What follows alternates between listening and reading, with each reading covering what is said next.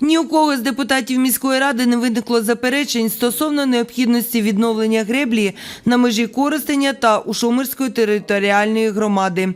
Хоча водосховище, що майже повністю зникло в результаті руйнації одного з шандорів, знаходиться на території села Поліське, ремонтні роботи по відновленню греблі повністю лягли на плечі коростенського підприємства КП «Водоканал». Саме йому голосуванням і виділені кошти на вирішення проблеми. На минулій сесії, яка відбулася 29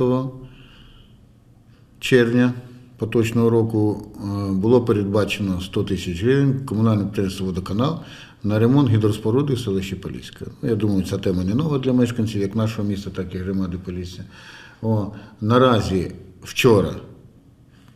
позавчора були представники проєктного інституту разом з водолазами, які мають відповідні сертифікати на обстеження. Було проведено обстеження греблі, цього другого клапанного затвору. І інститутом буде готуватися рекомендації, що потрібно робити, розроблятися проєктно-кошторисна документація. Процес цей, на жаль, тривалий, навіть не одного місяця.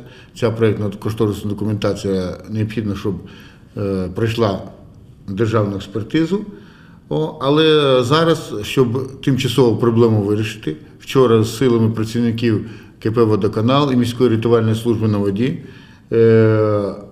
було розпочато забивання цих отворів, через які вода протікала, мішками з глиною.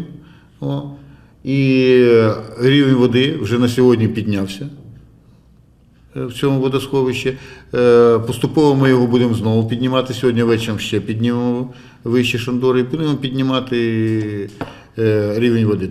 Цілком ймовірно, що тимчасовими мірами рівень у так званому Поліському водосховищі буде піднято до попередньої відмітки вже до найближчих вихідних.